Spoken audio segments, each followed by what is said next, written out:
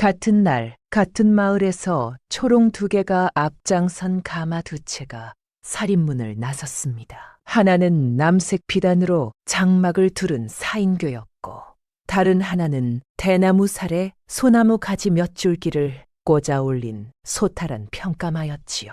쌍둥이 자매가 같은 날 혼례를 치르는 날이었습니다. 그런데 말입니다. 남색 가마 아내 여인이 두 손을 모은 채 입꼬리를 슬며시 끌어올리고 있었지요. 원래 그 가마는 동생의 것이었습니다. 이 고을에서 손꼽히는 부잣집 홍승지 댁에서 들어온 혼담, 비단과 은가락지로 가득한 함. 그 모든 복이 동생을 향하고 있었건만 그것을 가로챈 것은 바로 쌍둥이 언니였습니다. 험반 시집살이를 내가 대신 떠맡겠다며 눈물까지 짜내어 동생을 속였고, 착한 동생은 그 거짓 눈물을 믿어 제 발로 가난한 초가집 가마에 올랐지요. 갈림길에서 두 가마가 잠시 나란히 멈추었을 때 남색 가마 안에서는 아무 소리도 들리지 않았으나 소나무 가지 달린 가마 안에서는 작은 콧노래가 새어나왔답니다. 그날 이후 이 자매의 운명은 아무도 예상하지 못한 방향으로 흘러가게 됩니다.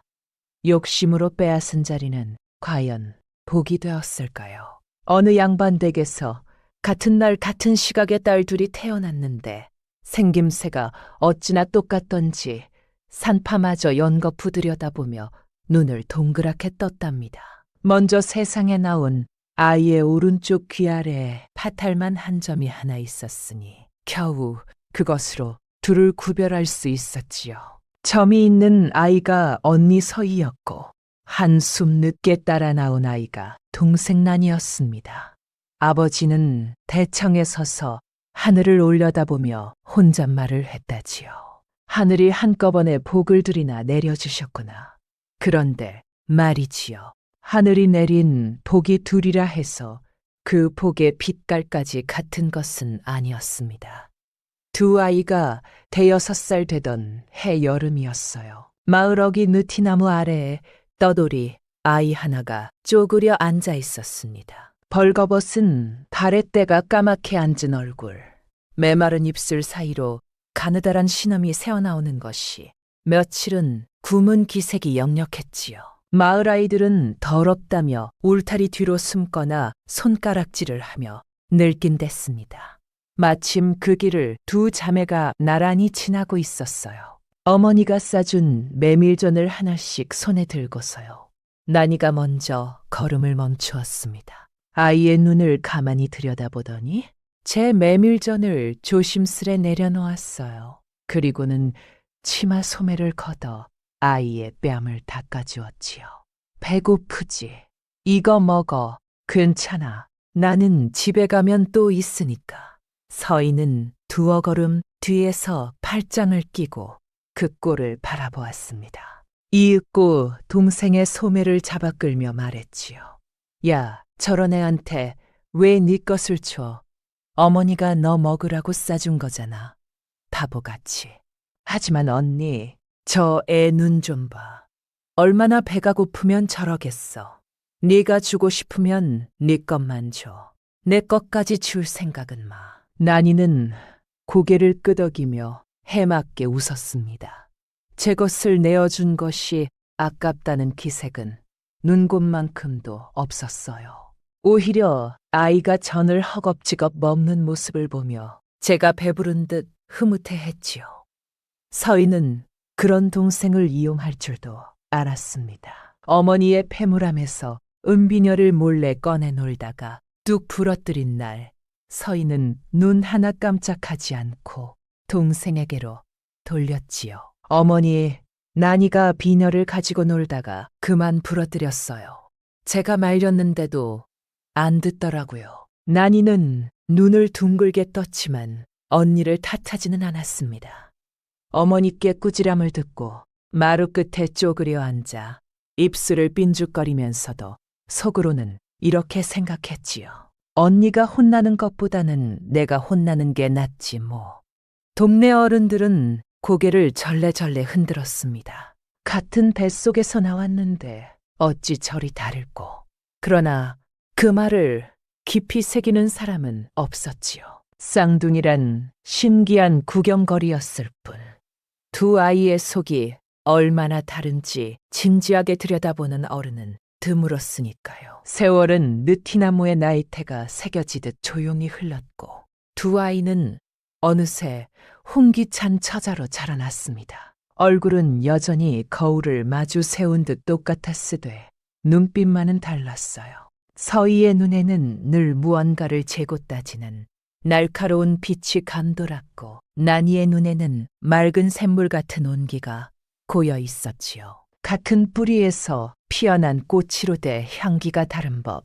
이 두 자매의 앞길이 어디서 갈라지게 됐는지 그때는 아무도 짐작하지 못했답니다. 두 자매의 아버지 이참봉은 젊은 시절 꽤나 의리 있는 선비로 이름이 났던 사람이었습니다. 과거에는 뜻을 이루지 못했으나 집안이 넉넉했기에 고을에서 제법 행세를 하며 살았지요. 그런 이참봉에게 젊은 시절부터 형제처럼 지낸 벗이 하나 있었으니 그는 바로 정참봉이었습니다. 둘은 같은 서당에서 천자문을 떼고 같은 주막에서 술잔을 기울이며 세상 돌아가는 이치를 논하던 사이였지요.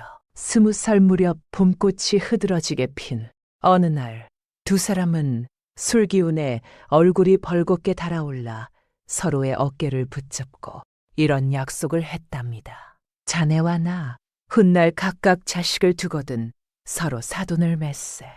내 자식이 아들이면 자네 딸을 며느리로 맡겠고 자네 자식이 아들이면 내 딸을 보내겠네. 좋고 말고 우리 우정을 자식 때까지 잊지 않겠구나. 이건 하늘 아래의 맹세일세. 두 사람은 술잔을 부딪히며 크게 웃었고 그 약속은 세월이 흘러도 가슴 깊이 남아 있었지요. 그런데 세상일이란 것이 마음 먹은 대로만 되지 않는 법이 더 있다. 이참봉의 살림은 해가 갈수록 불어났으되 정참봉의 집안은 정반대의 길을 걸었습니다. 먼저 부친이 억울한 누명을 쓰고 관직에서 쫓겨났고 이어 큰 가뭄이 농밭을 모조리 태워가지요. 설상가상으로 돌림병까지 돌아 집안 어른 둘을 잃었으니 그야말로 엎친 데 덮친 격이었습니다. 한때 고을에서 손꼽히던 양반 가문이 10년 만에 기둥이고 담장이고 무너진 빈집 신세가 되어버린 것이지요. 정참봉에게는 아들이 하나 있었습니다. 이름은 정도원이라 하였는데 가세가 기울어도 글 읽기를 놓지 않는 굳은 성품의 청년이었지요. 그러나 세상은 성품만으로 혼처를 내어주지 않았습니다. 어느 중매쟁이가 정참봉 댁 문을 기웃거리다가 허물어진 담장을 보고는 고개를 저으며 되돌아갔다는 이야기가 돌 정도였으니까요. 정참봉은 차마 옛 벗에게 먼저 입을 열지 못했습니다. 형편이 이 지경인데 어찌 젊은 날의 약속을 들먹이겠느냐며 술잔만 만지작거리다 한숨을 삼키기를 여러 해. 그런 벗의 사정을 전해들은 이참봉의 가슴이 편할 리가 없었지요. 어느 날 저녁 이참봉은 사랑채에 홀로 앉아 등잔불을 바라보며 긴 한숨을 내쉬었습니다. 마침 안채에서 건너온 부인이 조심스레 물었지요. 영감, 무슨 근심이 그리 깊소? 정참봉 내 아들, 혼처 말이오. 젊은 날 서로 사돈 맺자 한 약속이 있는데 지금 그 집 형편이 말이 아니니 우리 딸 중 하나를 보내야 하지 않겠소? 부인의 얼굴이 굳었습니다. 두 딸 중 하나를 그 가난한 집에 보내겠다는 말씀이요? 약속이요. 사내가 벗에게 한 맹세를 저버리면 그게 어디 사람이겠어. 부인은 한동안 입술을 깨물더니 낮은 목소리로 대답했습니다. 영감 뜻이 그리 굳다면 어쩔 수 없지요. 하나 누굴 보낼지는 잘 생각해 보셔야 할 것이오. 이참봉은 고개를 끄덕였으나 그 눈 위로 깊은 그늘이 드리워져 있었지요. 두 딸의 얼굴이 번갈아 떠올랐을 것입니다. 똑같은 얼굴, 그러나 전혀 다른 두 아이. 누구를 보내든 한쪽은 가시밭길을 걷게 될 터였으니까요. 등잔불이 지직거리며 흔들렸고 이참봉의 한숨은 그 불꽃보다도 길었답니다. 혼담이 오가기 시작한 것은 봄 끝자락이었습니다. 이참봉 댁에 혼기찬 딸이 둘이나 있다는 소문은 고을에 널리 퍼져 있었고 그 가운데서도 눈에 띄는 혼처 하나가 먼저 찾아들었지요. 고을 최고의 부잣집 홍승지댁에서 중매쟁이를 보내온 것이었습니다. 홍승지댁 도련님이 올해 20이라 하오. 집안이 얼마나 번듯한지 곶감만 10채에 논이 200마지기여. 이 참봉댁 규수라면 둘 중 아무나 좋다 하셨어. 어머니는 입이 귀밀까지 벌어졌고 서희는 안방 문틈 사이로 그 이야기를 하나도 빠짐없이 엿듣고 있었습니다. 10채 곶감, 200마지기 논, 서희의 눈이 반짝 빛났지요. 그와 동시에 아버지가 정참봉댁에 딸 하나를 보내야 한다는 이야기도 서희의 귀에 이미 들어 있었습니다. 기울어진 담장, 새는 지붕, 끼니조차 걱정해야 하는 살림. 서희는 제 손톱을 깨물려 생각에 잠겼습니다. 홍승지대 큰 내가 가야 해. 저 가난한 집에는 난이가 가면 되지.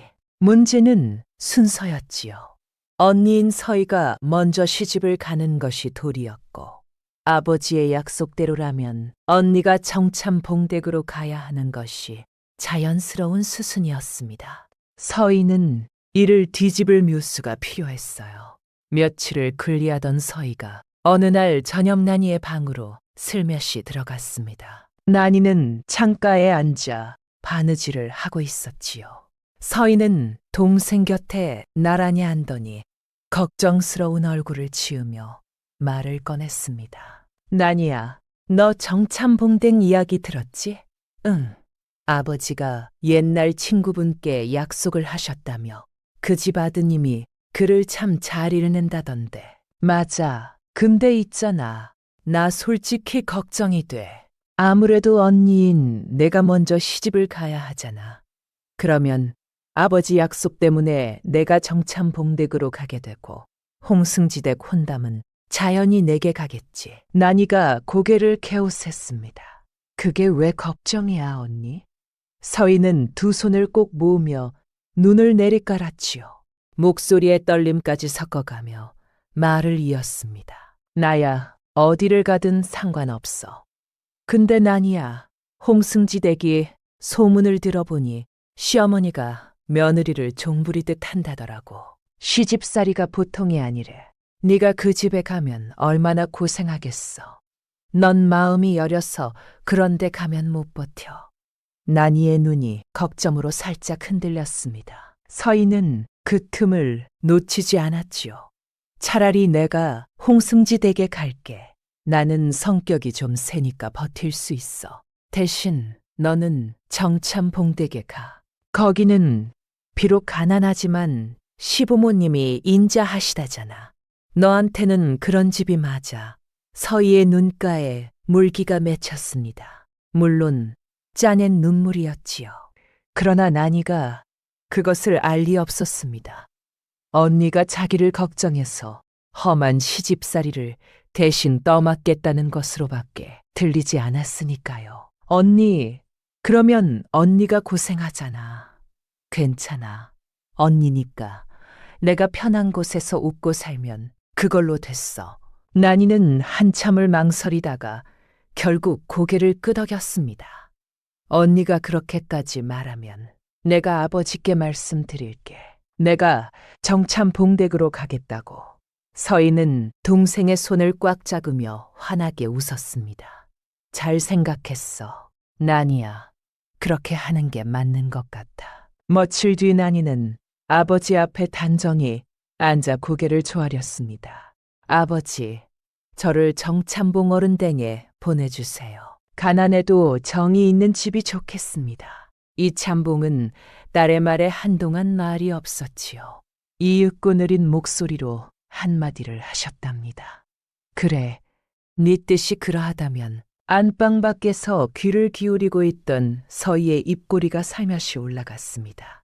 혼례날이 잡혔습니다. 공교롭게도 두 자매의 혼례가 같은 달 같은 날로 정해졌지요. 점쟁이가 사주를 보고 그날이 가장 좋다 했다니 같은 날 같은 시에 태어난 쌍둥이이니 혼례날도 겹치는 것이 어찌 보면 당연한 일이었을지도 모릅니다. 혼례 준비는 두 집안의 형편만큼이나 달랐습니다. 홍승지댁에서 이참봉댁으로 함이 들어왔는데 그 함 안에 비단이며 패물이며 금비녀가 가득했지요. 어머니는 그 함을 열어보며 연신 감탄을 쏟아냈고 서희는 하나하나 꺼내어 햇빛에 비추어 보며 만족스러운 미소를 지었습니다. 정참봉댁에서도 함이 왔습니다. 작고 낡은 나무 함이었지요. 열어보니 무명한 필과 작은 의장도 하나, 그리고 접어놓은 편지 한 장이 들어있었습니다. 편지에는 정참봉의 글씨로 이렇게 적혀 있었지요.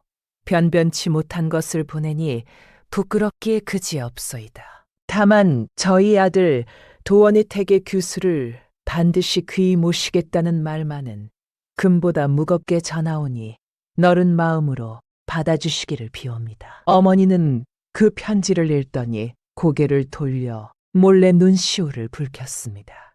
난이는 무명한 피를 가만히 쓰다듬으며 빙그레 웃었지요. 마음이 담긴 것이 이리 따뜻한 거구나. 혼례 당일 아침 두 자매는 나란히 앉아 단장을 했습니다. 같은 얼굴에 같은 연지곤지를 찍으니 거울 두 개를 마주 세운 듯 했지요.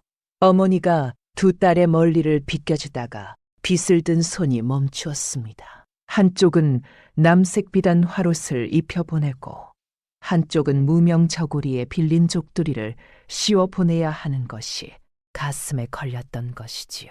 난이야, 어미가 미안하다. 어머니, 무슨 말씀을요? 저는 괜찮아요. 옷이 사람을 만드는 것이 아니잖아요. 서희는 거울 앞에서 화롯 매무새를 고치느라 그 대화를 듣지 못한 척했습니다. 아니, 들었으되 못 들은 척한 것이겠지요. 오후가 되자 마당에 가마 두 채가 나란히 섰습니다. 하나는 남색 비단으로 장막을 두른 쌓인교였고 다른 하나는 소박한 평가마에 소나무 가지 몇 줄기를 꽂아놓은 것이었습니다. 두 가마가 나란히 선 모습이 마치 이 자매의 앞길을 미리 보여주는 듯 했지요. 이참봉이 대문 앞에 서서 두 딸을 배웅했습니다. 서희에게는 담담히 고개를 끄덕여 보였고 난이 앞에서는 한참을 서 있다가 입을 열었지요. 난이야, 아비가 내게 할 말이 있는데. 그러나 끝내 말을 잊지 못했습니다. 난이가 먼저 아버지의 손을 잡았지요. 아버지, 걱정 마세요.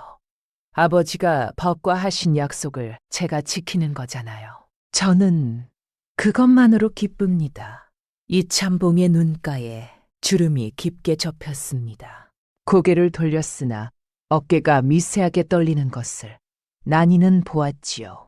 난이는 아버지의 등을 한 번 더 바라본 뒤 가마에 올랐습니다. 두 채의 가마가 대문을 나섰습니다. 남색 가마는 고울 큰 길을 따라 번듯한 기와집 쪽으로 향했고 소나무 가지 꽂힌 가마는 좁은 삿길을 지나 산 아래 허름한 초가 쪽으로 향했지요. 갈림길에서 두 가마가 잠시 나란히 멈추었을 때 서희의 가마에서는 아무 소리도 들리지 않았으나 난이의 가마 안에서는 작은 콧노래가 흘러나왔답니다. 같은 집에서 나온 두 자매가 서로 다른 길로 갈라지던 그 갈림길을 훗날 마을 사람들은 오래도록 기억했다지요. 소나무 가지 달린 가마가 멈춘 곳은 산자락 아래 조그마한 처가집이었습니다. 담장은 군데군데 허물어져 돌이 드러나 있었고 지붕 위형은 겨울을 넘기며 얇아질 대로 얇아져 있었지요. 마당이라고 해봐야 서너 발자국이면 끝에서 끝까지 닿을 만큼 좁았으나 누군가 정성스레 쓸어놓은 흔적이 역력했습니다. 마당 한 구석에는 주황빛 능소하 몇 포기가 옹기종기 심어져 있었는데 그것이 이 집의 유일한 치장이었지요. 가마에서 내린 난이가 처음 본 것은 집이 아니라 사람이었습니다. 대문 앞에 정참봉 내외와 아들 도원이 나란히 서 있었지요. 정참봉은 빛바랜 두포를 곱게 다려 입었으나 소매 끝이 헤어진 것까지는 감추지 못했고 부인은 난이를 보자마자 두 손을 모아 입가에 가져다 대며 눈물을 글썽였습니다. 아이고, 이렇게 고운 아가씨가 우리 집에 와주다니. 어서 오너라. 어서 와. 시어머니가 난이의 손을 덥석 잡았습니다. 그 손이 거칠고 투박했으나 온기만은 한겨울 아랫목 같았지요. 난이는 그 손을 잡는 순간 코끝이 찌개지는 것을 느꼈습니다. 정도원은 어머니 뒤에 서서 고개를 반쯤 숙이고 있었습니다. 귀끝이 붉게 물든 것이 수줍음을 감추지 못하는 사내의 모습은 그대로였지요. 난이와 눈이 마주치자 허리를 깊이 숙여 절을 올렸습니다. 먼 길 오시느라 고되셨을 텐데 변변찮은 집이라 송구할 따름이요. 난이는 고개를 저으며 대답했지요. 아닙니다. 마당의 능소아가 참 곱게 피었더군요. 이런 집이라면 마음이 편하겠습니다. 그 한마디에 정도원에 굳어있던 어깨가 스르르 내려왔고 시어머니는 난이의 손을 잡은 채 연신고개를 끄덕이며 안으로 이끌었습니다. 저녁 밥상이 차려졌습니다.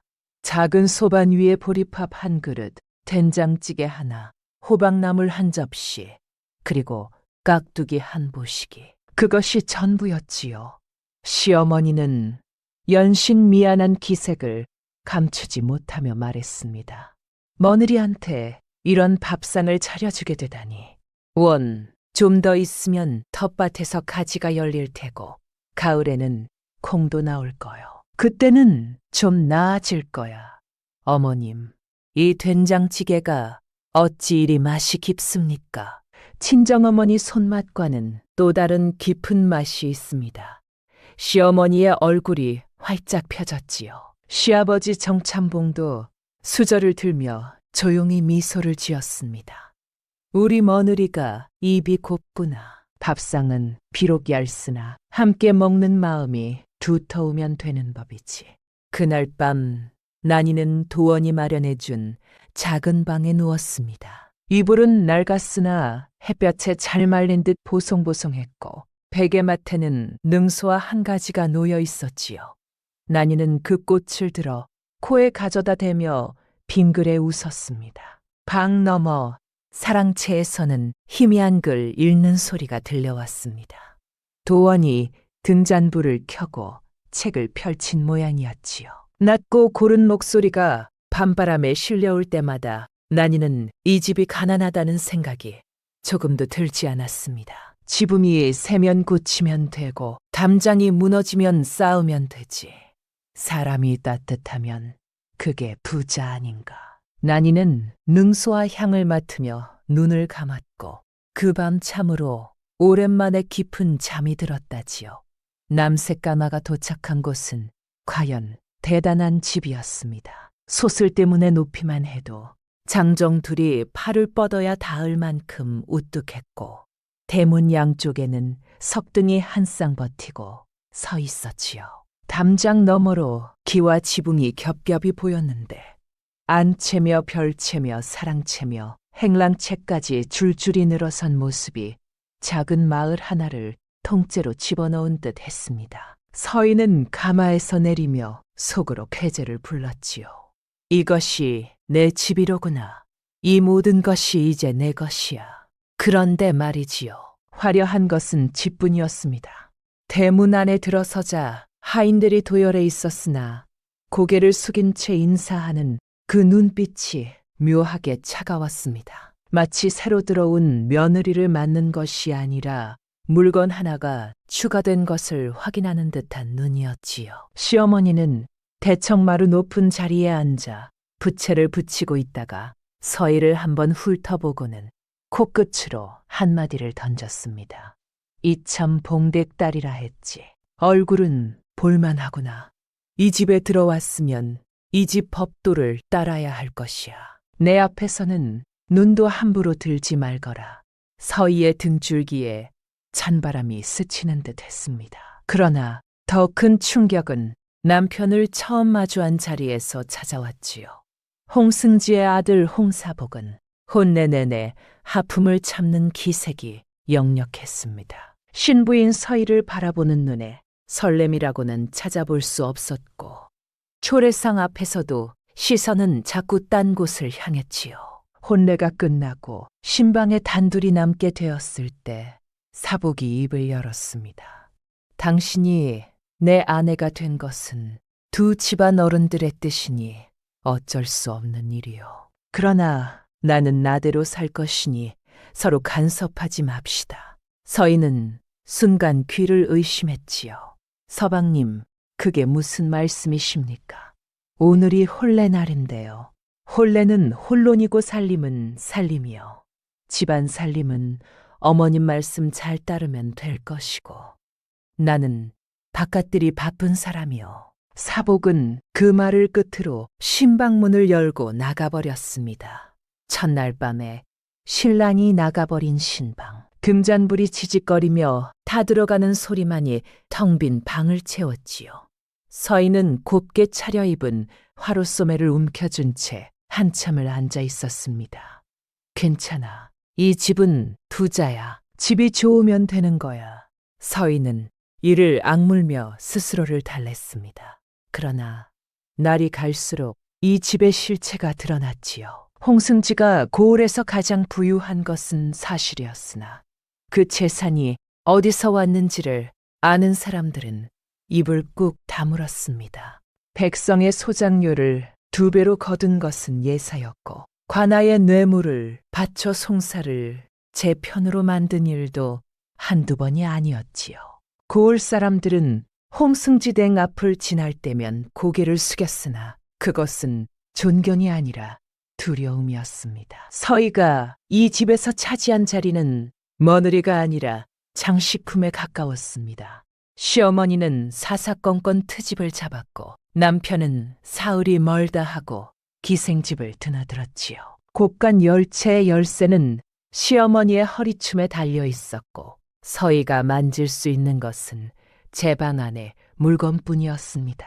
어느 날 밤 텅 빈 방에 홀로 앉은 서희의 귓가에 바람이 실어온 웃음소리가 들렸습니다. 담장 너머 행랑채에서 하인들이 수군거리는 소리였지요. 도련님이 오늘도 기생 옥년이한테 가셨대. 새색 시둔 쥐가 얼마나 됐다고. 서희는 이불을 끌어당겨 멀리까지 덮었습니다. 비단 이불이었지요. 부드럽고 따뜻한 최고급 비단. 그러나 그 안에서 서희의 몸은 떨리고 있었습니다. 부자가 되고 싶었고 좋은 집에 시집 가고 싶었고 그래서 동생까지 속여가며 이 자리를 차지했건만 이 넓고 화려한 안방이 어째서 이토록 추운지 서희는 알 수가 없었지요. 같은 밤산 아래의 초가집에서는 능소와 향이 바람에 실려오고 있었을 것입니다. 그러나 서희는 그것을 알지 못했고 알려고 하지도 않았습니다. 난이가 시집 온 지 석 달이 지났습니다. 가난한 살림은 하루아침에 나아지는 법이 없었지요. 여름 장마가 시작되자 지붕 여기저기서 빗물이 새기 시작했고 부엌 한쪽 구석에는 나무 대야를 놓아 물을 받아야 했습니다. 뚝뚝뚝 밤새 떨어지는 빗물 소리가 자장가처럼 집안을 채웠지요. 시어머니는 새벽마다 대야의 물을 비우며 한숨을 쉬었습니다. 올해 아내 지붕을 고쳐야 하는데 이영을 살 돈이 있어야지. 난이는 그 한숨이 들릴 때마다 슬며시 일어나 시어머니보다 먼저 대야를 비웠습니다. 그러고는 아무 일 아니라는 듯 웃으며 말했지요. 어머님, 비가 새는 건 하늘이 우리 집에 물을 갖다 주는 거라 생각하면 되지요. 대야에 받아서 마당에 뿌리면 능수화가 더 잘 자랄 거예요. 시어머니는 처음에 어이없다는 얼굴을 하다가 이내 푸아하 웃음을 터뜨렸습니다. 그 웃음소리에 잠이 깬 시아버지도 방문을 열고 고개를 내밀며 함께 웃었지요. 빗속에 집에 웃음이 고이는 풍경이란 참으로 묘한 것이었습니다. 난이는 살림을 꾸리는데 재주가 있었습니다. 친정에서 배운 바느질 솜씨로 품십을 벌었고 텃밭을 일구어 호박과 배추를 길렀지요. 된장과 간장을 담그는 손맛이 어찌나 좋던지 이웃집 아낙들이 하나둘 비법을 물으러 오기 시작했습니다. 난이는 비법을 숨기는 법이 없었어요. 물어보는 사람마다 웃으며 다 알려주었지요. 된장은 메주를 띄울 때 바람이 중요해요. 서늘한 그늘에서 천천히 말려야 깊은 맛이 나지요. 이웃들은 난이의 넉넉한 마음씨에 감탄했고 하나둘 반찬을 나누어 보내기 시작했습니다. 누군가는 쌀 한 대를 가져오고 누군가는 말린 생선 한 묶음을 들고 왔지요. 가난한 살림이 조금씩 아주 조금씩 나아지고 있었습니다. 도원은 그런 아내가 고맙고 또 미안했습니다. 낮에는 아내가 땀 흘려 살림을 꾸리는데 자신은 글만 읽고 있는 것이 늘 마음에 걸렸지요. 어느 날 저녁 도원이 책을 덮으며 난이에게 말했습니다. 부인, 내가 글만 읽고 있으니 살림에 보탬이 되지 못하오. 글 공부를 줄이고 품을 팔아 돈이라도 벌어야 하지 않겠소. 난이가 고개를 세차게 저했습니다. 서방님, 무슨 말씀을요? 살림은 제가 하면 되는 것이지요. 서방님의 글 읽는 소리가 들리면 저는 힘이 나요. 그 소리가 이 집의 기둥입니다. 제발 책을 놓지 마세요. 도원은 아내의 얼굴을 한참 바라보았습니다. 등잔불에 비친 난이의 눈이 맑고 단단했지요. 그 눈 속에 동정도 아니고 체념도 아닌 진심 어린 믿음이 담겨 있다는 것을 도원은 느꼈습니다. 부인, 반드시 과거에 급제하여 이 은혜를 갚겠어. 꼭 그리하겠어. 그날 밤 사랑채의 불은 유난히 오래 켜져 있었습니다. 글 읽는 소리가 밤새 끊이지 않았지요. 난이는 방에서 바느질을 하다 말고 그 소리에 귀를 기울이며 가만히 미소를 지었습니다. 빗물은 여전히 지붕 틈으로 새어들었고 대야에 떨어지는 물소리가 또르르 울렸습니다. 그러나 그 소리 사이로 들려오는 글 읽는 목소리가 있으니 이 작은 초가집은 비가 새어도 무너지지 않을 것 같았지요. 가난은 여전했으되 마음만은 가난하지 않은 집. 그것이 난이가 일구어가고 있는 살림이었습니다. 홍승지댁의 안방에서는 웃음소리를 들어본 적이 없었습니다. 서희가 시집 온 지 반년이 넘도록 남편 홍사복은 안방에 발을 들이는 날보다 들이지 않는 날이 더 많았지요. 아침에 눈을 뜨면 이미 나가고 없었고 밤늦게 술 냄새를 풍기며 들어올 때면 서희의 방에 아닌 사랑채로 곧장 향했습니다. 서희는 처음에는 분했고 다음에는 애를 썼습니다. 남편이 좋아한다는 음식을 수소문해서 정성껏 상을 차렸지요. 사복이 돌아오는 시간에 맞추어 단장을 하고 대문 앞에서 기다리기도 했습니다. 그러나 사복은 그런 아내를 귀찮다는 듯 흘낏 보고는 지나쳐버리기 일쑤였지요.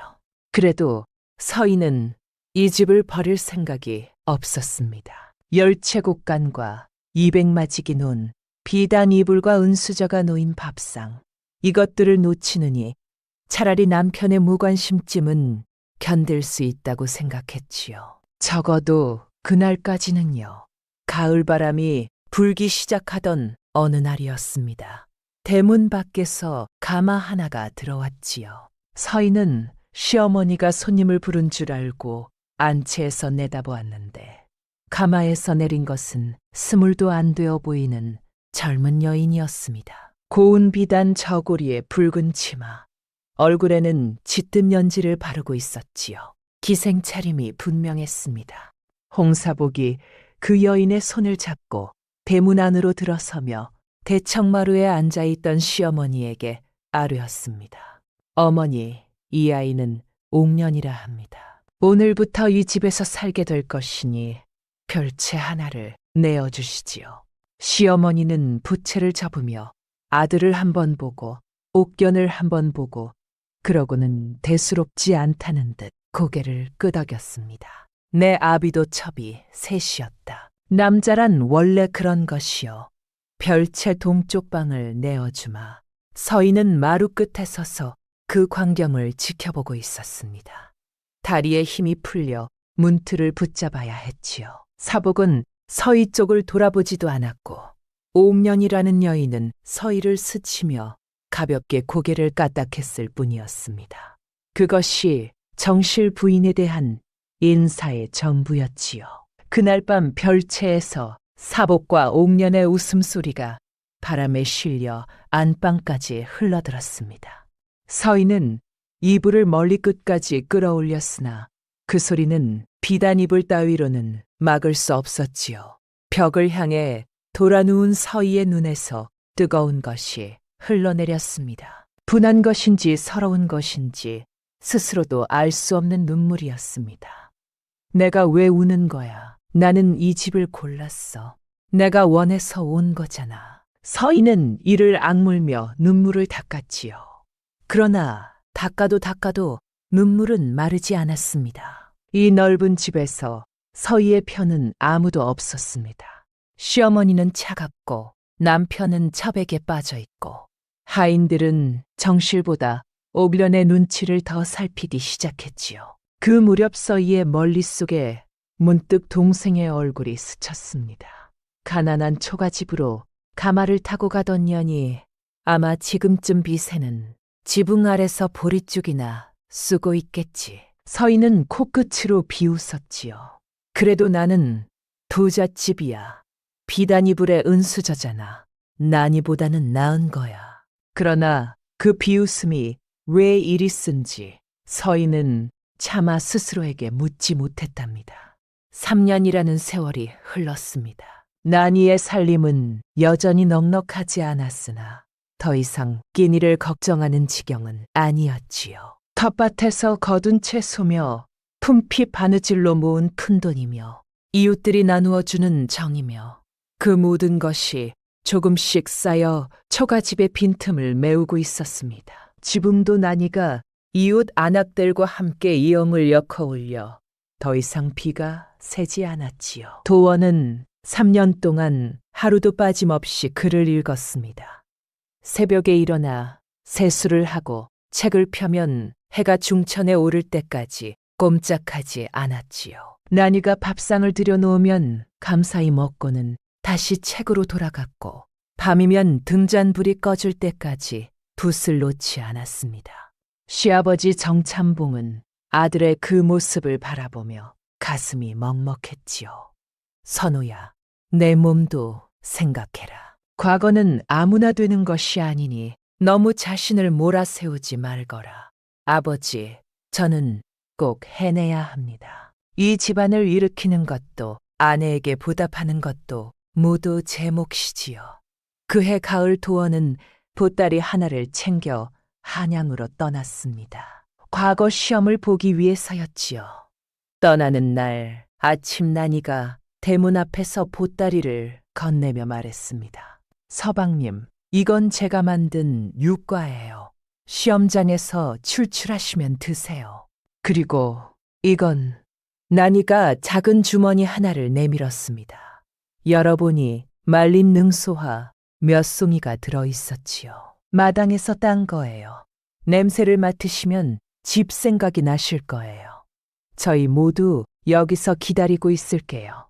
도원은 그 주머니를 품에 깊이 넣었습니다. 돌아서는 발걸음이 무겁기도 하고 단단하기도 했지요. 시어머니는 대문에 기대어 아들의 뒷모습을 바라보며 두 손을 모아 빌었고 시아버지는 마루에 앉아 하늘을 올려다보았습니다. 보름이 지났습니다. 한 달이 지났습니다. 소식이 없었지요. 난이는 매일 아침 대문 앞을 쓸며 길끝을 바라보았습니다. 시어머니와 함께 저녁 밥상을 마주하면서도 빈자리 하나가 유독 크게 느껴졌지요. 그래도 난이는 불안한 내색을 하지 않았습니다. 어머님, 서방님은 반드시 좋은 소식을 가져오실 거예요. 저는 그리 믿습니다. 그리고 어느 날 아침이었습니다. 먼지를 일으키며 말을 탄 관리가 마을 어귀로 들어왔지요. 손에는 붉은 깃발을 들고 있었고 입에서는 우렁찬 소리가 터져 나왔습니다. 장원급제, 정도원 도령, 장원급제시요. 마을이 발칵 뒤집혔습니다. 사람들이 우르르 몰려 나왔고 너도 나도 초가집 앞으로 달려갔지요. 시어머니는 무릎이 풀려 마루에 주저앉으며 울음을 터뜨렸고 시아버지는 하늘을 향해 두 팔을 벌린 채 말을 잇지 못했습니다. 하늘이시여, 하늘이시여, 감사하옵니다. 난이는 대문 앞에 서서 관리가 건네는 어사화를 두 손으로 받아들었습니다. 붉고 노란 종이꽃이 아침 햇살에 반짝이고 있었지요. 난이의 눈에서 눈물이 소리 없이 흘러내렸습니다. 기쁨의 눈물이었지요. 3년 동안 새벽마다 들려오던 글 읽는 소리, 등잔불 아래 고개를 숙이고 있던 남편의 뒷모습, 그 모든 것이 이 어사와 한 송이로 피어난 것이었습니다. 며칠 뒤 도원이 돌아왔습니다. 어사와를 멀리에 꽂고 말을 타고 들어오는 모습에 마을 사람들이 길 양쪽에 늘어서서 환호했지요. 도원은 말에서 내리자마자 제일 먼저 난이 앞에 섰습니다. 부인, 돌아왔어. 당신이 품에 넣어준 능소와 향이 시험장에서 나를 지켜주었어. 난이는 웃으며 눈물을 닦았고 시어머니는 며느리의 등을 토닥이며 말했습니다. 이 집의 복은 네가 가져온 거요, 아가. 장원급제 소식은 바람보다 빠르게 고을 전체로 퍼져나갔습니다. 가난한 초가집에서 장원급제가 나왔다는 것만으로도 대단한 이야깃거리였는데 그 집 며느리에 대한 소문이 덧붙으면서 이야기는 점점 살이 붙었지요. 장터에서, 빨래터에서, 주막에서 사람들의 입에 난이라는 이름이 오르내리기 시작했습니다. 그 집 며느리가 시집 올 때 무명한 필이 전부였다더라. 그런데 시집 온 뒤로 그 집에 좋은 일만 생긴다지 않아. 장원급제만이 아니야. 시어머니 지병이 나았다는 거 들었어? 그것은 사실이었습니다. 시어머니는 오래전부터 무릎이 아파 겨울이면 자리에 눕기 일쑤였는데 난이가 시집 온 뒤로 차츰 나아지기 시작했지요. 난이가 산에서 캐온 약초로 매일 달인 물을 올린 것이 약이 되었는지 아니면 며느리의 정성에 마음이 편해져 몸도 따라 나은 것인지 어느 쪽이든 시어머니는 지팡이 없이 걸을 수 있게 되었습니다. 거기에 더해 그해 고을 전체가 흉년이었는데 정참봉댁 텃밭만은 쿵작이었지요. 난이가 일군 가지와 배추가 유난히 실하게 열렸고 늦가을의 심은 무도 팔뚝만하게 자라났습니다. 이웃들은 고개를 갸웃거리다가 이내 고개를 끄덕이며 같은 말을 했지요. 복이지 뭐여. 저 며느리가 복을 타고났어. 난이는 그런 소문을 들을 때마다 손을 내저었습니다. 아니에요. 복은 무슨. 시어머님이 좋은 약초를 알려주셔서 그런 거고 텃밭은 제가 걸음을 많이 준 것뿐인걸요. 그러나 사람들은 고개를 저었지요.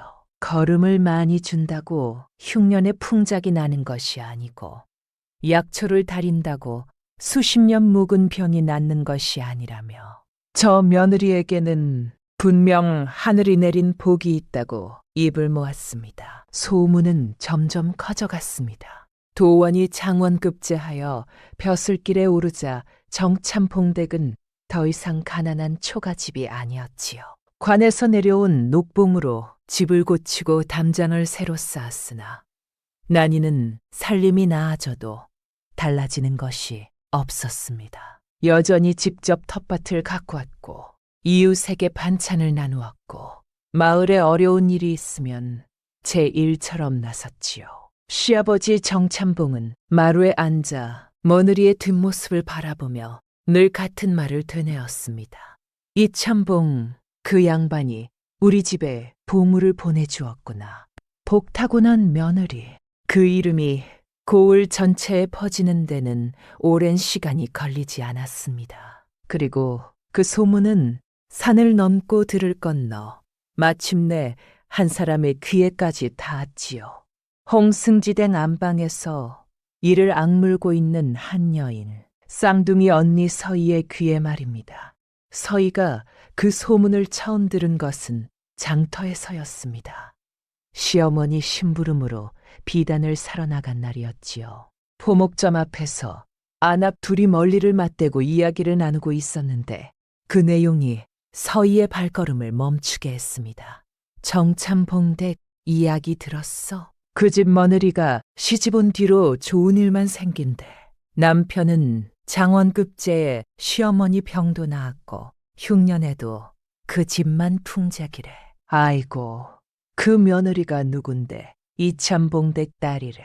쌍둥이 중에 동생이라던가. 사람들이 복 타고난 며느리라고 부른다더라. 서희의 손에 들린 비단 보자기가 구겨지는 줄도 몰랐습니다. 복 타고난 며느리. 그 말이 귀 속에서 뱅뱅 돌았지요. 내가 보낸 거, 내가 밀어넣은 그 가난한 집에서 장원급제가 나왔다고.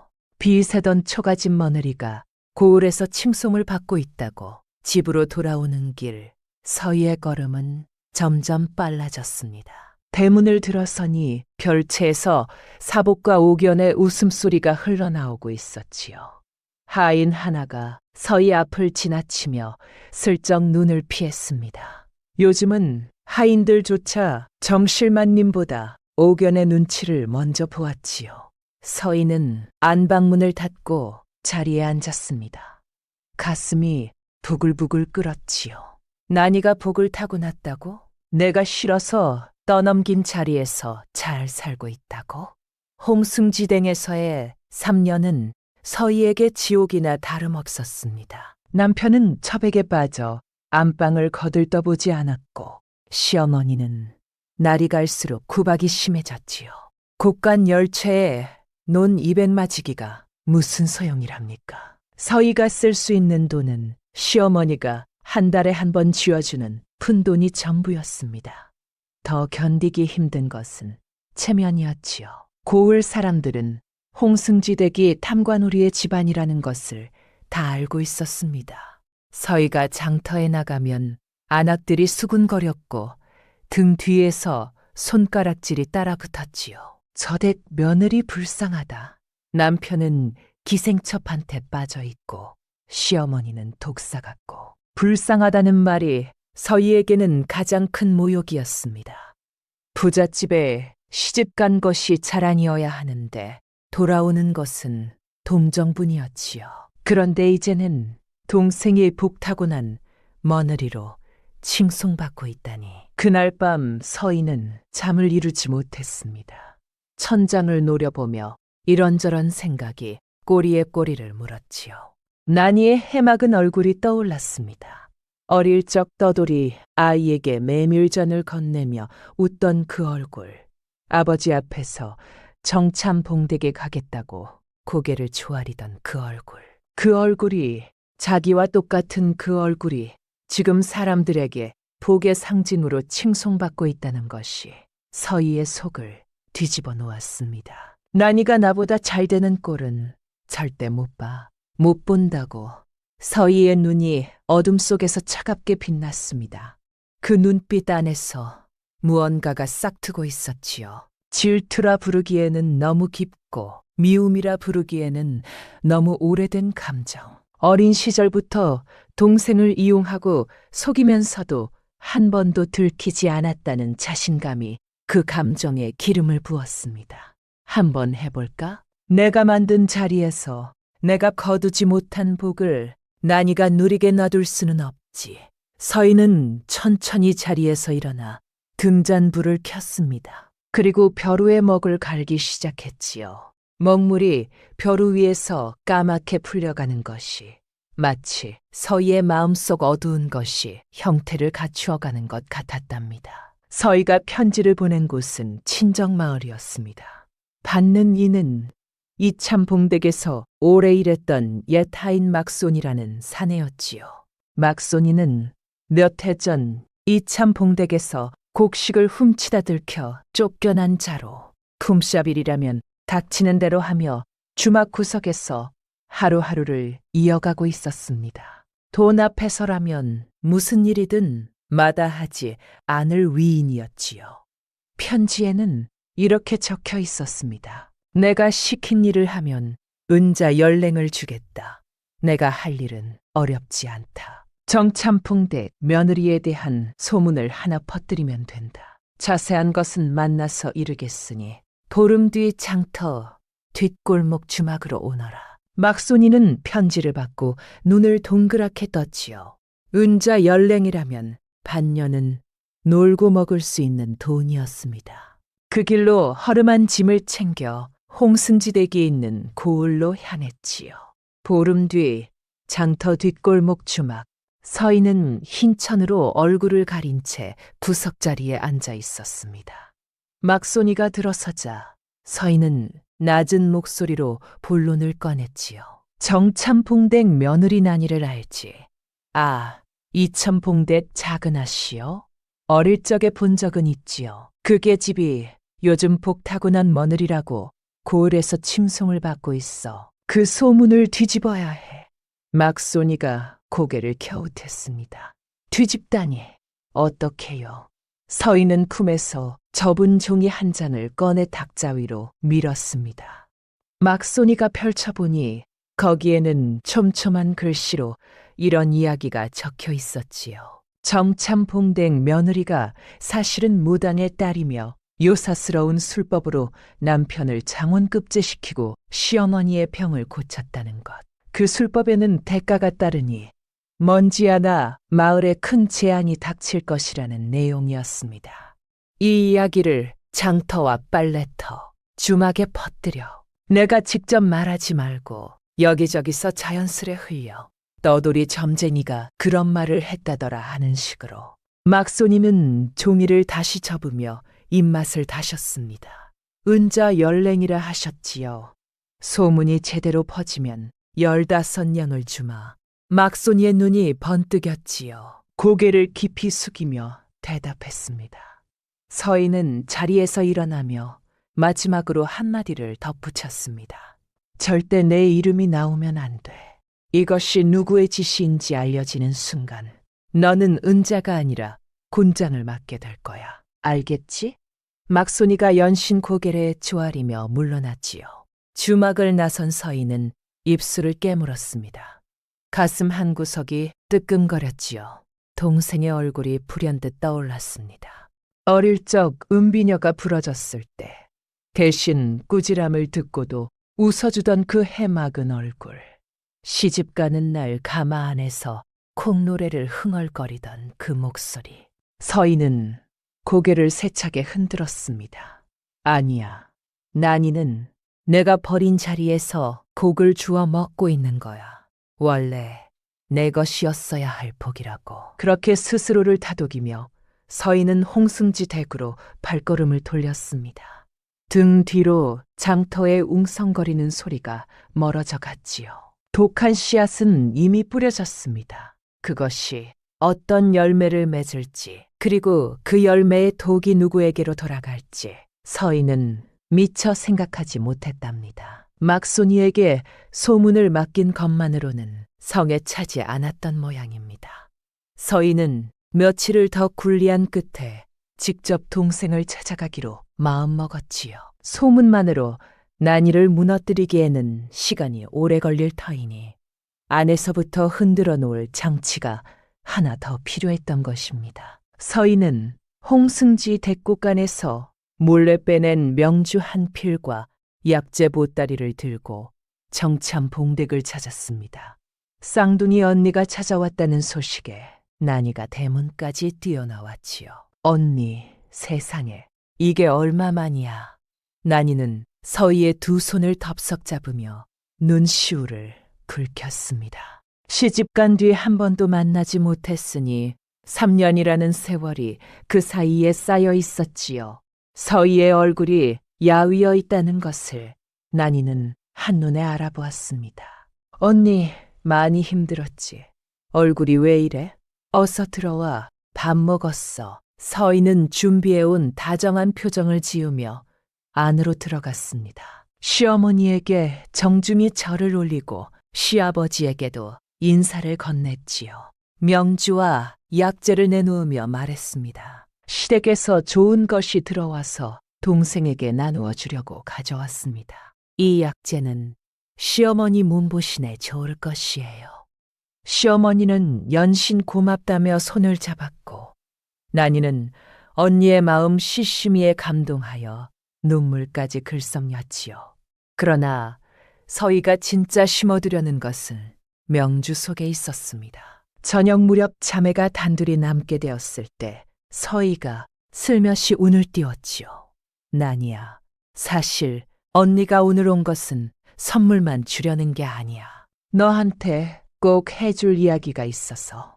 무슨 이야기인데, 언니? 서희는 목소리를 낮추며 걱정스러운 표정을 지었습니다.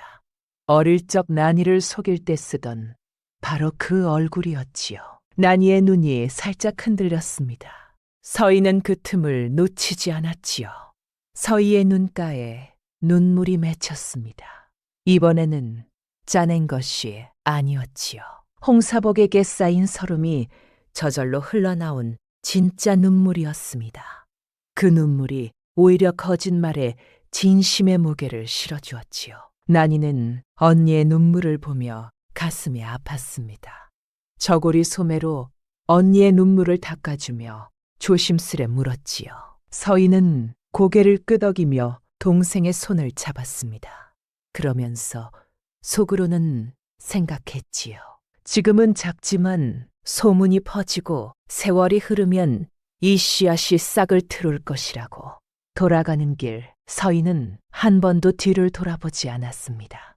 대문 앞에서 손을 흔드는 난이의 모습을 그 해맑은 웃음을 보았다면 어쩌면 마음 한구석이 흔들렸을지도 모를 일이지요. 그러나 서희는 끝내 돌아보지 않았답니다. 막손이는 제 몫을 충실히 해냈습니다. 처음에는 장터 구석 주막에서 시작되었지요. 술에 취한 떠돌이 하나가 혼잣말처럼 주멀거렸습니다. 정참 봉댕 며느리 말이야. 그거 알아? 떠돌이 점쟁이가 그러는데 그 여인이 무당의 피를 받았다더라. 요사스러운 술법으로 남편 출세시키고 시어머니 병도 고쳤다는데 그런 술법에는 반드시 대가가 따른다지 않아. 먼지 않아 마을에 큰 재앙이 온다더라. 술자리의 이야기란 것이 원래 그렇지요. 한 사람의 입에서 나온 말이 두 사람의 귀로 들어가고 두 사람의 입에서 나온 말은 네 사람의 귀로 퍼지는 법이니까요. 사흘이 지나자 장터 전체가 그 이야기로 술렁거렸고 열흘이 지나자 빨래터와 우물가에서도 같은 말이 돌기 시작했습니다. 그 복이 진짜 복이 아니래. 요술이래 요술. 그러고 보니 이상하긴 했어. 흉년에 그 집만 통작인 게 말이 돼? 시어머니 병이 나은 것도 그렇고 약초 달인 물로 수십 년 묵은 병이 낫는다는 게 자연스러운 일이야. 사람의 마음이란 묘한 것이어서 좋은 소문에는 반신반의하면서도 나쁜 소문에는 쉬이 귀를 기울이는 법이지요. 어제까지 복타고난 며느리라 칭송하던 사람들이 오늘은 고개를 켜욱거리며 의심의 눈초리를 보내기 시작했습니다. 변화는 서서히 그러나 분명하게 찾아왔지요. 이웃 안악들의 발걸음이 뜸해졌습니다. 반찬을 나누러 오던 사람들이 하나둘 오지 않았고 길에서 마주치면 눈을 피하는 이가 늘어났지요. 난이는 처음에는 바쁜가 보다 생각하며 대수롭지 않게 여겼습니다. 그러나 장터에서 있었던 일은 대수롭지 않게 넘길 수가 없었지요. 그날 난이는 장터에서 두부를 사고 있었습니다. 옆에서 안악 둘이 수군거리는 소리가 또렷이 들려왔지요. 저 여자야, 저 여자. 무당의 피를 받았다는 우시. 들어. 눈이 마주치면 홀린다더라. 난이의 손에서 두부를 감싼 보자기가 미끄러졌습니다. 고개를 돌리자 아낙들이 황급히 시선을 피하며 자리를 떴지요. 난이는 떨어진 보자기를 주워들며 멍하니 서 있었습니다. 무당, 술법, 그게 무슨. 집에 돌아온 난이는 시어머니에게 차마 그 이야기를 꺼내지 못했습니다. 그러나 시어머니도 이미 눈치를 채고 있었지요. 마을 사람들이 집 앞을 지날 때 발걸음을 빨리 하거나 고개를 돌려 다른 길로 가는 것을 보았으니까요.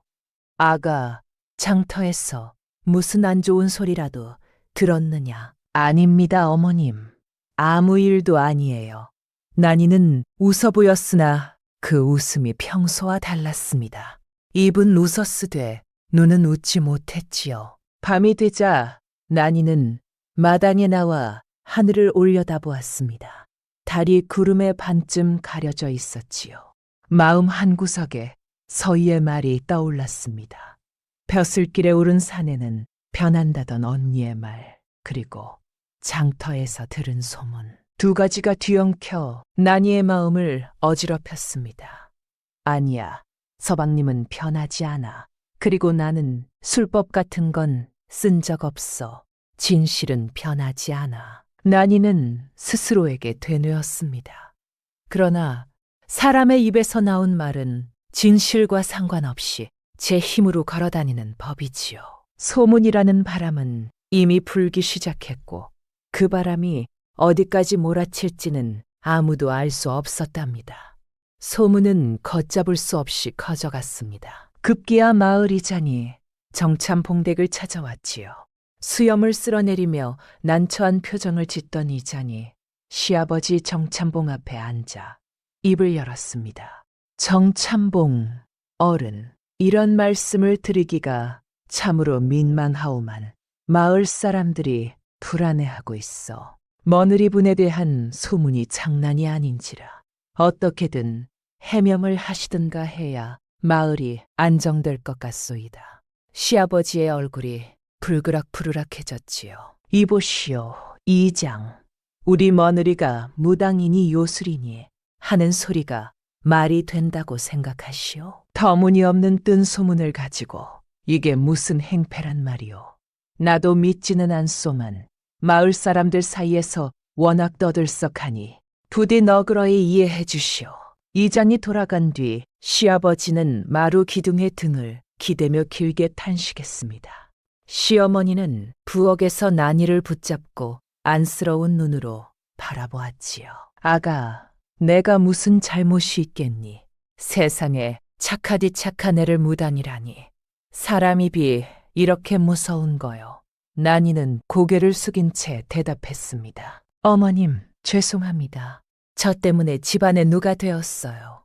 이 아이가 무슨 소리를 하는 거야. 누가 되다니. 내가 이 집에 온 뒤로 좋은 일만 있었는데 네가 미안해할 일이 어디 있어. 시어머니가 난이의 등을 토닥였으나 난이의 눈에는 그늘이 짙게 드리워져 있었지요. 그 무렵 한양에서 벼슬살이를 하던 도원에게도 소식이 닿았습니다. 급히 내려온 도원은 마을 사람들을 만나 해명하려 했으나 소문이란 것이 한번 뿌리를 내리면 말로는 쉬이 뽑히지 않는 법이었지요. 도원은 이를 악물었습니다. 누군가 일부러 퍼뜨린 것이 분명하오. 이 소문의 근원을 찾아내겠어. 도원은 사흘 동안 장터와 주막을 돌아다니며 소문의 꼬리를 추적했습니다. 실마리는 뜻밖의 빨리 잡혔지요. 주막 주인이 귀띔해준 것이었습니다. 처음에 그 이야기를 꺼낸 자가 있긴 했어. 막손이라는 떠돌이인데 요즘 갑자기 주머니가 두둑해져서 날마다 술을 퍼마시고 있더이다. 도원이 막손이를 찾아낸 것은 그 다음 날이었습니다. 술에 절어 주막 구석에 쓰러져 있던 막손이는 도원의 서슬퍼런 눈빛 앞에서 금세 무릎을 꿇었지요. 살려주십시오. 제가 한 짓이 아닙니다. 시킨 사람이 따로 있어요. 누가 시켰느냐? 홍승지댁 며느리인 이참봉대 큰아씨가 시켰습니다. 도원은 숨을 들이쉬며 눈을 감았습니다. 난이의 쌍둥이 언니, 홍승지 댁으로 시집간 서희. 모든 것이 하나로 이어지는 순간이었지요. 그날 저녁 도원은 난이에게 조심스레 사실을 전했습니다. 난이는 한동안 말이 없었지요.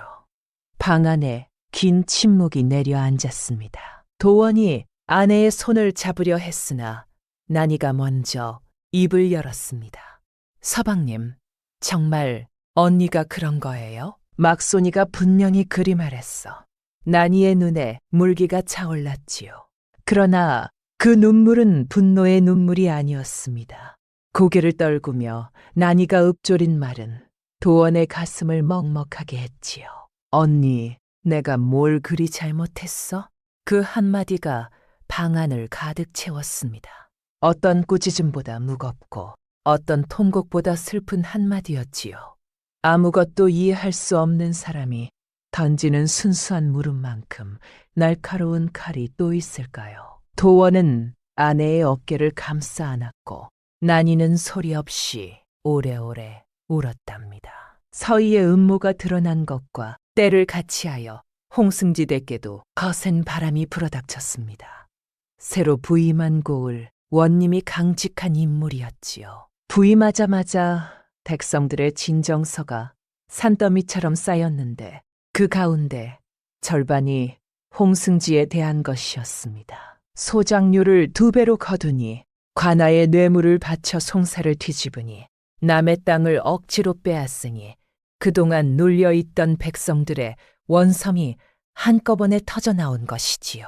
관아의 조사가 시작되자 홍승지는 안절부절 못했습니다. 뇌물로 막으려 했으나 세원님은 꿈쩍도 하지 않았지요. 열흘도 채 되지 않아 홍승지의 죄상이 낙낙이 드러났고 관아에서 포졸들이 들이닥쳤습니다. 홍승지가 끌려나가던 날 대문 앞에 구경꾼들이 인산인해를 이루었지요. 그 많던 재산이 다 남의 것이었구먼. 천벌이여 천벌. 악독하게 모은 것은 결국 일이 되는 법이야. 홍사복은 아버지가 끌려가는 것을 보고도 구하려 들기는커녕 옥년을 데리고 야밤에 도망치려다 포졸에게 붙잡혔습니다. 시어머니는 대청마루에 주저앉아 멍하니 허공을 바라보고 있었지요.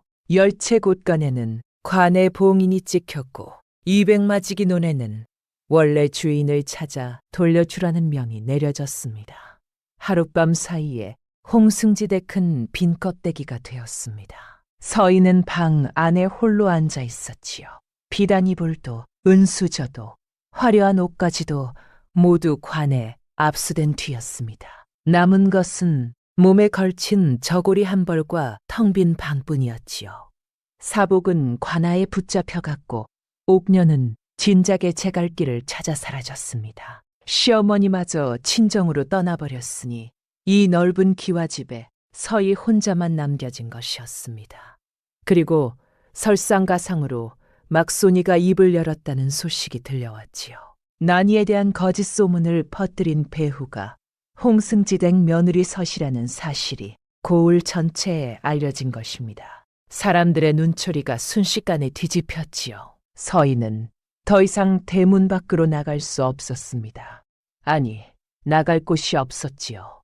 시댁은 무너졌고 친정으로 돌아가자니 아버지의 얼굴을 볼 면목이 없었습니다. 동생을 속여 이 집에 시집 온 것도 모자라 동생을 무당으로 모함하려 했다는 것을 아버지가 알게 된다면 비가 내리기 시작했습니다. 서희는 무너진 대문 앞에 서서 비를 맞았지요.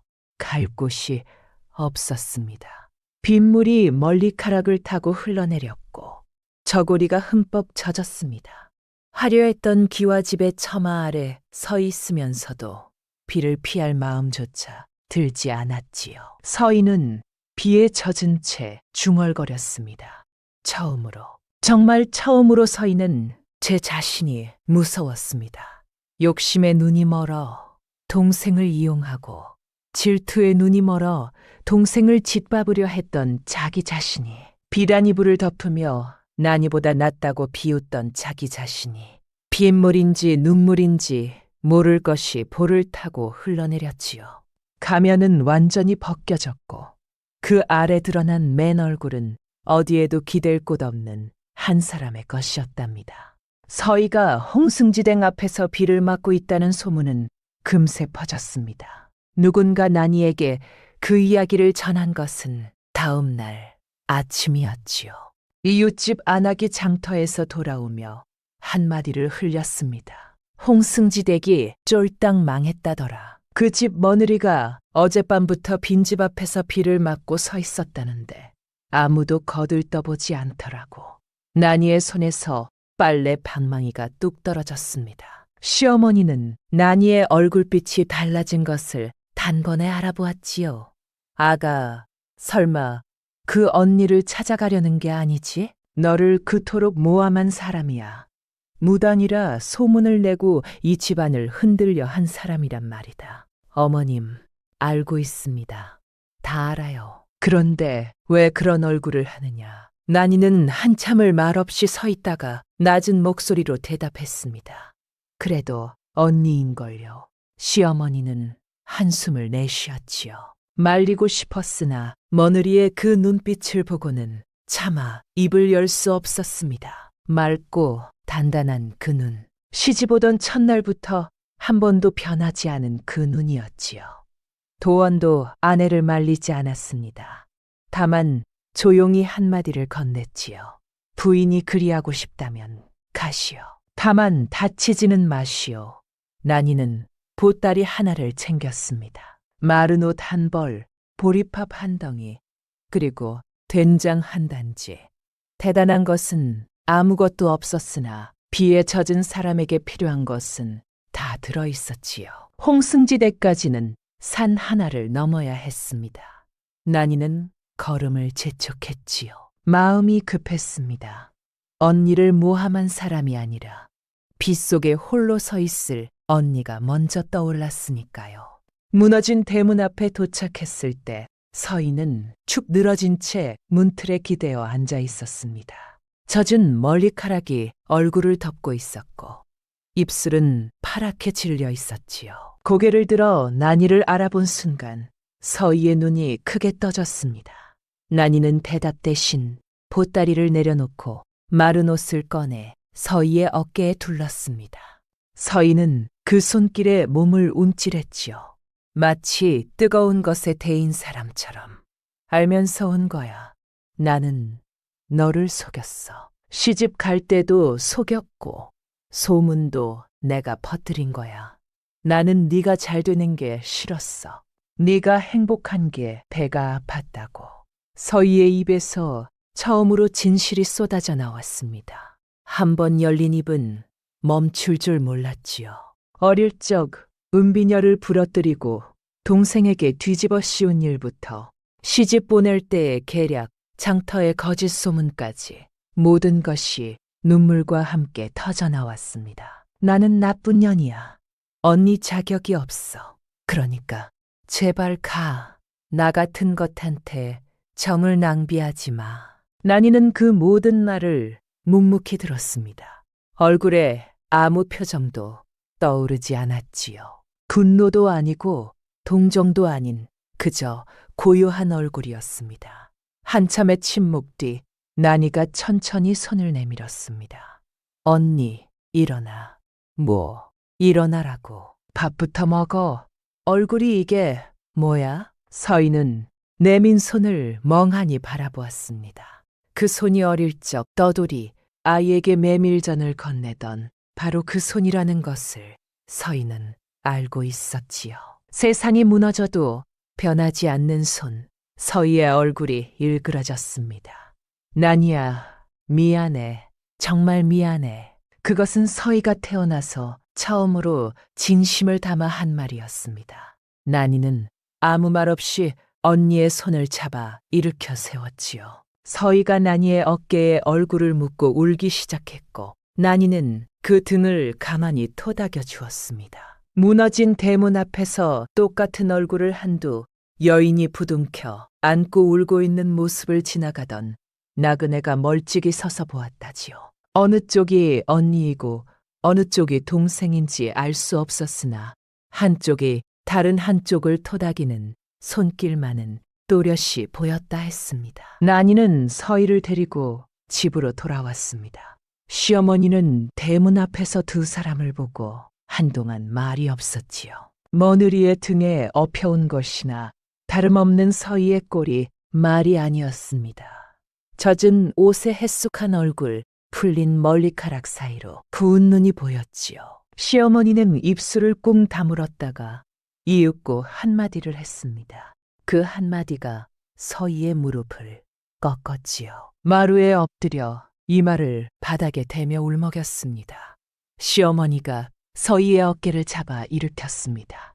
시아버지 정참봉도 사랑채에서 나와 서희를 물끄러미 바라보다가 조용히 고개를 끄덕였지요. 서희는 다시 엎드려 절을 올렸습니다. 이번에는 울음소리가 나오지 않았지요. 소리 없이 흐르는 눈물만이 마루 위에 작은 자국을 남겼습니다. 서희는 그날부터 달라지기 시작했습니다. 아침이면 제일 먼저 일어나 마당을 쓸었고 부엌에서 시어머니를 도와 밥을 지었지요. 처음에는 서툴러서 밥을 태우기도 하고 된장 간을 맞추지 못해 시어머니에게 혀를 차이기도 했습니다. 부잣집에서 하인들이 다 해주던 살림을 직접 하려니 손이 성한 날이 없었지요.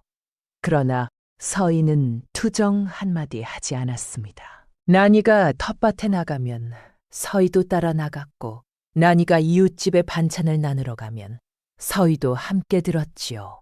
처음에 마을 사람들은 서희를 경계했습니다. 거짓 소문을 퍼뜨린 장본인이 뻔뻔하게 동생 집에 살고 있다며 수군거리는 이도 있었지요. 그러나 계절이 한 번 바뀌고 두 번 바뀌는 동안 사람들의 시선도 조금씩 누그러졌습니다. 서희가 노인의 장작을 패주는 것을 보았고 아픈 아이를 업고 의원에게 달려가는 것을 보았지요. 서툴고 어설펐으나 그 발걸음만은 진심이었습니다. 사람이 저렇게 변할 수도 있는 거요? 글쎄, 두고 봐야지. 하지만 저 눈빛은 예전과 다르긴 해. 세월이 흐르고 어느 가을 저녁이었습니다. 도원이 벼슬에서 돌아와 가족 모두 마루에 둘러앉아 저녁을 먹고 있었지요. 소박한 밥상이었으나 빈자리 없이 사람의 온기로 가득 찬 상이었습니다. 밥을 먹던 서희가 문득 수저를 내려놓았습니다. 난이야, 응, 언니. 그때 비 맞고 있던 나한테 왜 왔어? 솔직히 나라면 안 갔을 것 같아. 난이는 잠시 생각하더니 빙그레 웃었습니다. 그냥 언니니까. 서희는 고개를 숙였지요. 밥알 위로 뜨거운 것이 한 방울 떨어졌습니다. 저녁을 먹은 뒤 두 자매는 나란히 마루 끝에 앉아 하늘을 올려다보았습니다. 보름달이 떠 있었지요. 구름 한 점 없이 맑은 달이 두 사람의 똑같은 얼굴을 고르게 비추고 있었습니다.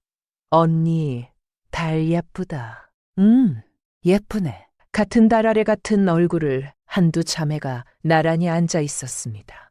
한쪽의 어깨가 기울어 다른 쪽의 어깨에 살며시 닿았지요. 그것을 밀어내는 사람은 없었습니다. 같은 배에서 나온 인연은 끊으려 해도 끊을 수 없는 법이라지요. 그리고 진심으로 내미는 손 하나가 사람을 바꿀 수 있다는 것을 이 이야기는 우리에게 가만히 일러주고 있답니다. 옛사람들이 이런 말을 남겼다지요. 남의 복을 탐하는 자는 제 복마저 잃고 제자리에서 최선을 다하는 자는 복이 절로 찾아온다고요. 서희는 눈앞의 욕심에 눈이 멀어 가장 가까운 사람을 밟고 올라서려 했으나 끝내 손에 쥔 것은 아무것도 없었습니다. 난이는 주어진 자리에서 불평 한마디 없이 정성을 다했을 뿐인데 세상이 알아서 그 마음에 보답했지요. 그러나 이 이야기가 진정 전하고 싶은 것은 견선징악만이 아닙니다. 사람은 변할 수 있다는 것. 그리고 그 변화는 벌이 아니라 누군가의 따뜻한 손 한 번에서 시작된다는 것. 나니가 비 맞는 언니에게 내민 그 손이 서희의 단단한 가면을 깨뜨린 유일한 힘이었지요. 욕심은 사람을 외롭게 하고 진심은 사람을 모이게 합니다. 어느 쪽의 삶을 살 것인지는 오늘 바로 지금 내미는 손 하나에 달려 있는 것이랍니다.